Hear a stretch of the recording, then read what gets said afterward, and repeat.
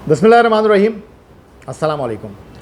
सैयद याह्या हुसैनी एक बार फिर आप तमाम देखने वालों की खिदमत में हाज़िर है। और जनाब, सबसे पहले तो आप तमाम लोगों का बेहद शुक्रिया जो कि हमारी वीडियोस को लाइक कर रहे हैं, अपने ख़यालात का इज़हार कर रहे हैं और चैनल को सब्सक्राइब कर रहे हैं और हमारे साथ कनेक्ट हैं। बहरहाल जनाब, इंतज़ार की घड़ियाँ ख़त्म हो चुकी हैं और आईसीसी वर्ल्ड T20 के लिए टीम पाकिस्तान के नामों का ऐलान हो गया है। और इन नामों को देखने के बाद मैंने ये ट्वीट किया कि जनाब, परफॉर्मेंस, फॉर्म, फिटनेस, किसी चीज़ की कोई अहमियत नहीं है। और दोस्ती यारियाँ जो बात की थी एक्स कैप्टन शुएब मलिक ने, वो इस टीम को देखने के बाद वाज़े तौर पर जो है और वो जनाब पनपती हुई दिखाई दे रही हैं। दूसरी राय यह है कि जनाब यही पाकिस्तान की बेस्ट टीम है और इस टीम को बैक करना चाहिए। वर्ल्ड कप में इसी टीम के साथ उम्मीद है, इसी टीम के साथ एहसासात होंगे, इसी टीम के साथ जज्बात होंगे। लेकिन सवाल ये है कि ये जो टीम बनी है किस कारकर्दगी की बुनियाद पर बनी है, ये जो टीम मुंतखब हुई है किस परफॉर्मेंस, किस फॉर्म को देखते हुए चीफ सेलेक्टर मोहम्मद वसीम साहब ने इस टीम का इंतखाब किया है। वो आए थे प्रेस कॉन्फ्रेंस करने के लिए कदाफ़ी स्टेडियम लाहौर में और उनको कहते हैं जनाब लैपटॉप चीफ सेलेक्टर, लैपटॉप के बगैर आए थे वो। और इस बार उनके पास वो परफॉर्मेंस नहीं थी जो वो सहाफ़ियों के सवालात के जवाबात देते हुए बताते, ना उनके पास खिलाड़ियों का कोई डेटा था क्योंकि उनके पास कुछ रटा रटाए जुमले थे जिस पर वो कह रहे थे कि जनाब हमने कुछ आखिरी 13 T20 में से 9 T20 मैच जीते हैं। हमारे बारे में कहा जाता है कि जी हम भारत को नहीं हरा सकते, हमने भारत को भी हरा दिया है, हम जनाब हर टीम के ख़िलाफ़ जीते हैं। कारकर्दगी में उतार चढ़ाव आ जाता है। बाबर आजम की फॉर्म नहीं है तो कोई बात नहीं, हमेशा तो ऐसा नहीं होगा। अगर इफ्तिखार से रन नहीं हुए, अगर खुशदिल शाह रन नहीं कर सके, अगर आसिफ अली के छक्के नहीं लग सके तो कोई बात नहीं। जब एशिया कप क्रिकेट टूर्नामेंट का फाइनल टीम पाकिस्तान हारी तो प्रेस कॉन्फ्रेंस में कोच सकलैन मुश्ताक से सवाल हुआ, भाई ये किस मिडल ऑर्डर को आप लेकर चल रहे हैं, कौन सी आप क्रिकेट खेल रहे हैं? तो जो जवाब सकलैन मुश्ताक ने देकर हैरान कर दिया था, कुछ ऐसे ही जवाब आज चीफ सेलेक्टर मोहम्मद वसीम की जानिब से भी देखने को मिले। अब मोहम्मद वसीम साहब या हेड कोच सकलैन मुश्ताक साहब, उनकी बातों को अगर हम यहाँ दिल से लगा लेंगे तो फिर टीम के ऊपर बात नहीं हो पाएगी।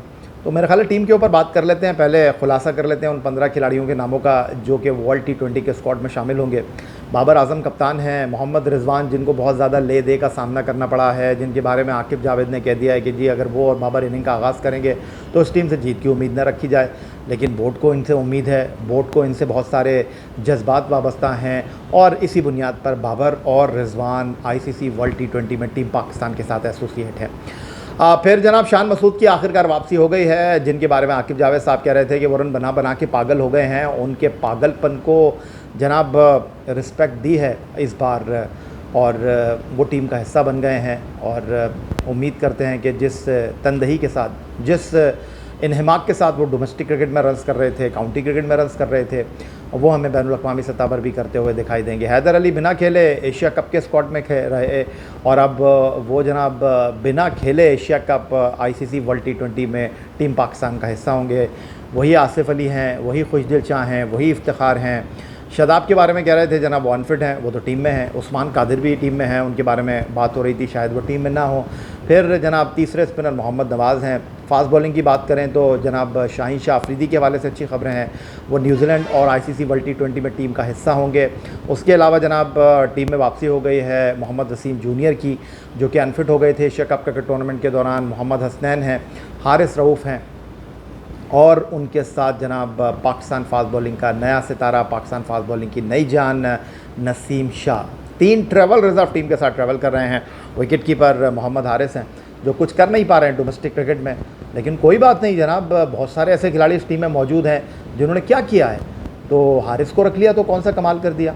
उसके बाद जनाब शाहनवाज़ धानी जिनको टीम में होना चाहिए था बकौल आकिब जावेद, वो जनाब ट्रैवल रिज़र्व में। और उनके साथ फ़खर जमान, पता नहीं कौन सी इंजरी उनको हो गई है, पूरा एशिया कप खेले, रन कर नहीं रहे थे वो। क्या उनकी ये इंजरी जनाब उनकी फॉर्म है? अगर वो अनफिट है तो फिर वो ट्रैवल रिज़र्व में क्या कर रहे हैं, समझ नहीं आ रही कुछ बात। और अब लोगों के जहनों में ये सवाल है कि जनाब ट्रैवल रिज़र्व का मतलब क्या है? ऑस्ट्रेलिया 16-18 घंटे की फ़्लाइट है और 3 जो ट्रैवल रिज़र्व टीम के साथ सफ़र करेंगे ऑस्ट्रेलिया के लिए, ना तो उनके जहाज़ का टिकट इंटरनेशनल क्रिकेट काउंसिल देगा, ना तो उनके होटल का किराया इंटरनेशनल क्रिकेट काउंसिल देगा, ना उनको DADA इंटरनेशनल क्रिकेट काउंसिल देगा। हाँ, उस सूरत में वो इंटरनेशनल क्रिकेट काउंसिल की ज़िम्मेदारी बन जाएंगे अगर 5 अक्टूबर जहाँ वो डेट है जहाँ टीम में तब्दीली की जा सकती है, रद्दोबदल किया जा सकता है, जो पाकिस्तान ने आज 15 रुकनी टीम का ऐलान किया है।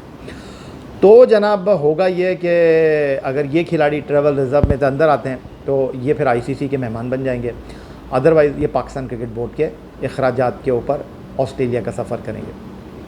अब आ जाते हैं जनाब टीम के हवाले से कुछ बात कर लेते हैं। इफ्तिखार हो गए, खुशदिल शाह हो गए और आसिफ अली हो गए। इनको लेकर बहुत ज़्यादा जनाब इस वक्त मौजूए बहस है क्रिकेट के हलकों में मामलात, और बात ठीक भी है। इफ्तिखार क्या कर रहे हैं इस टीम के साथ, उनको कहते हैं जी 3 डायमेंशन प्लेयर। अभी तक उनकी जो पैरामीटर्स हैं, उनकी जो डायमेंशंस हैं वो सेट ही नहीं हो पा रही हैं। आसिफ अली चल गए तो छक्के मार देते हैं, और नहीं चले तो कोई बात नहीं जनाब, पहली गेंद पर भी आउट हो जाते हैं। और हमने देखा श्रीलंका के ख़िलाफ़ दोनों मैचों में वो पहली गेंद पर आउट हो गए, सर झुका कर चले गए।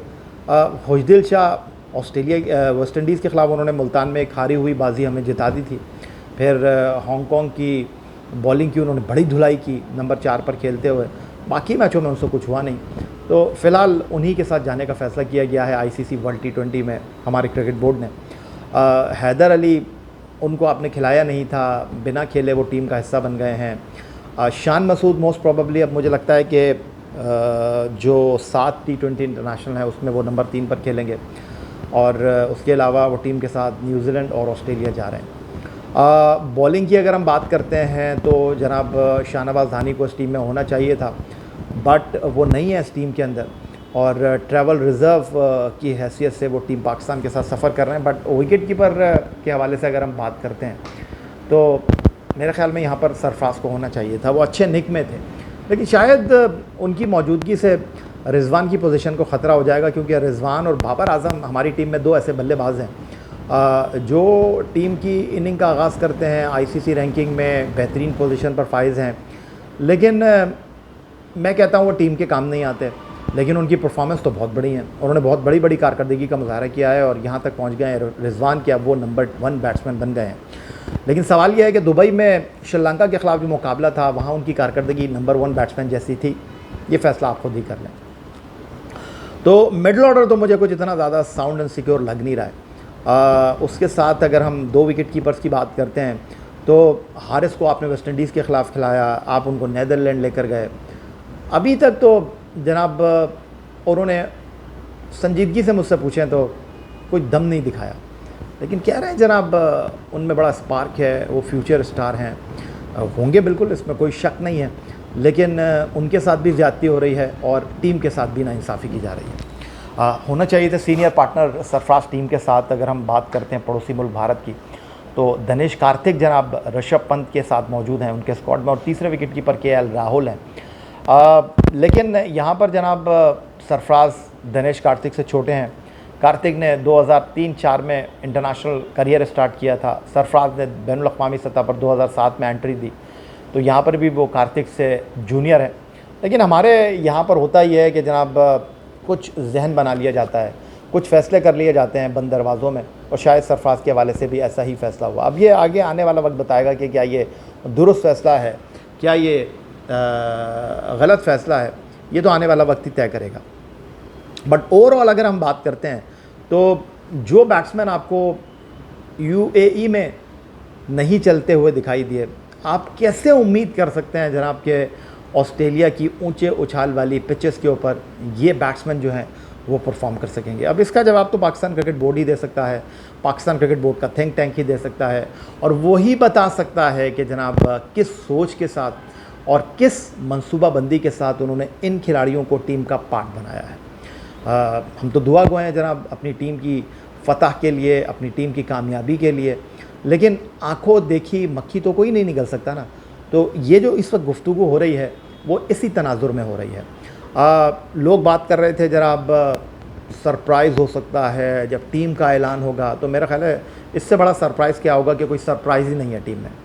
तो ओवरऑल अगर हम बात करते हैं तो टीम की सिलेक्शन को लेकर बहुत सारे लोग मायूस हैं, और वो लोग जो जनाब क्रिकेट बोर्ड की हर चीज़ को अच्छी हो बुरी हो जनाब शायद उनका काम हो जनाब के वो सपोर्ट करते हैं, तो वो कह रहे हैं जी ठीक है, हम भी यही कह रहे हैं जी गलत नहीं है टीम, अब टीम बन गई है, यही पाकिस्तान की टीम है, इस टीम को बैक करना है। लेकिन इस टीम की खामियों को खूबियों पर अगर हम रखने जाएंगे तो खामियों का जो बार है वो खूबियों से ज़्यादा दिखाई देगा। ख़ास तौर पर जो हमारी बैटिंग लाइनअप है वो तो जनाब आदाद व शुमार के हिसाब से कारकर्दगी के एतबार से कहीं भी इस टीम को जस्टिफाई नहीं कर रही कि जनाब ये सिलेक्शन जो है वो ठीक बुनियाद पर हुआ है, जो सिलेक्शन हुआ है वो सही मानों में इंसाफ के तकाज़ों को पूरा कर रहा है। तो बहरहाल इस तरह होता रहा है, और ये पहली बार नहीं हो रहा कि जनाब ऐसे फ़ैसले किए गए हैं और ऐसे फ़ैसले होते रहे हैं। असल बात दरअसल ये है कि आप एक दो बार तो जनाब हैरान कौन गैर मामूली कारकर्दगी की वजह से जीत सकते हैं, लेकिन अगर आप इसको अपना वतीरा बना लें, अगर आप अपने जहन में यही बिठा लें कि जनाब बाबर और रिजवानी आपको जिताएंगे, अगर उन्होंने नहीं जिताया तो कभी दो नीचे से छक्के मार देंगे नसीम शाह आकर, कभी खुशदिल शाह का बल्ला चल जाएगा, तो फिर चलने दें इसी तरह, जैसे चल रहा है वैसे ही चलने दें, फिर उसमें नाराज़ होने की कोई बात नहीं है। फिर तबसरे तज़िये करने वाले जो लोग हैं वो तो आदाद शुमार की बुनियाद पर बात करते हैं, पिछली परफॉर्मेंस की बुनियाद के ऊपर जो है वो अपनी गुफ्तगू की इमारत खड़ी करते हैं। फिर वो अपने तौर पर काम कर रहे हैं, बोर्ड के जो लोग हैं वो अपने तौर पर काम कर रहे हैं, क्योंकि जो चीफ़ सेलेक्टर मोहम्मद वसीम साहब हैं वो तो जनाब ये फरमा रहे हैं कि जनाब इससे बेहतर टीम हो नहीं सकती। बिल्कुल मैं इस बात से इख्तलाफ नहीं करता, क्योंकि बुनियादी बात यह है कि ये मोहम्मद वसीम साहब का काम है और वो जनाब इस चीज़ के ज़िम्मेदार हैं कि जनाब जो भी कारकर्दगी होगी उनकी सिलेक्शन जो है वो यहाँ पर सबसे ज़्यादा इम्पॉर्टेंट होगी। तो वो ये कह रहे हैं जनाब ये मेरी सिलेक्शन है, मैं इस पर मुतमईन हूँ, तो हम उम्मीद करते हैं, हम दुआ गो हैं कि जनाब जिस एतबार के साथ, जिस एतमाद के साथ उन्होंने इस टीम का इंतखाब किया है वो जनाब उम्मीदों पर, तवक्कुआत पर पूरा उतरे।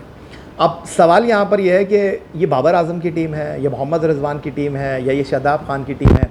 तो एक जनरल परसेप्शन इस टीम के बारे में जो अब उभर रहा है वो यही है कि जनाब अहम किरदार हैं पाकिस्तान क्रिकेट टीम के, और बाबर हों, रिजवान हों या फिर शादाब खान हों, उनकी जो हालिया कारकर्दगी है ख़ास तौर पर मुख्तसर फॉर्मेट की क्रिकेट में उसने जनाब इन खिलाड़ियों की अहमियत को उजागर किया है, इससे कोई दो राय नहीं है।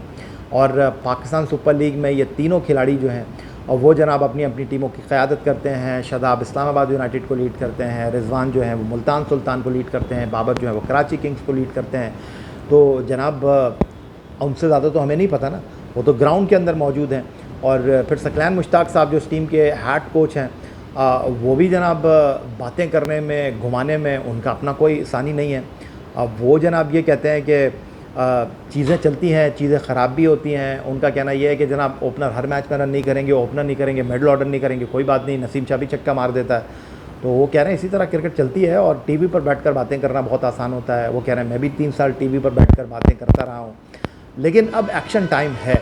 आईसीसी वर्ल्ड टी20 में लोगों को इस टीम के साथ बहुत ज़्यादा तवक्कुआत वाबस्ता हैं। और अगर देखा जाए तो वसीम साहब ये बात कर रहे थे जो पाकिस्तान क्रिकेट बोर्ड की सिलेक्शन कमेटी के सरबराह हैं। गुज़श्ता साल उनकी मुंतखब टीम जो है आईसीसी वर्ल्ड टी20 का सेमीफाइनल खेली। इस साल उनकी टीम जो है चंद दिन पहले एशिया कप क्रिकेट टूर्नामेंट का फाइनल खेली। तो वो कह रहे हैं जी हमारी टीम जो है वो तो अच्छा परफॉर्म कर रही है, ठीक है, ट्रॉफी लिफ्ट नहीं कर रही कोई बात नहीं, लेकिन रिज़ल्ट तो प्रोड्यूस कर रही है ना। तो अगर देखा जाए तो वो अपनी जगह ठीक है, लेकिन अब आईसीसी वर्ल्ड टी20 जो है वो दूध का दूध और पानी का पानी कर देगा। कौन ठीक है कौन गलत है, तबसरा तज़िया करने वाले जो लोग हैं वो तनकीद बराए तनकीद कर रहे हैं, या उनकी तनकीद में इस्लाह मौजूद है, या फिर चीफ़ सेलेक्टर मोहम्मद वसीम की मुंतखब करदा टीम में जो खामियों की निशानदही की जा रही है वो दुरुस्त है। मुझे आपकी राय का इंतज़ार रहेगा। आप तमाम लोगों की मोहब्बत, चाहत, खुलूस का बेहद शुक्रिया। चैनल को सब्सक्राइब करना मत भूलिएगा। अगली वीडियो तक के लिए सैयद याह्या हुसैनी को इजाज़त दीजिए। बहुत जल्द मुलाकात होगी, तब तक के लिए अल्लाह हाफ़िज़।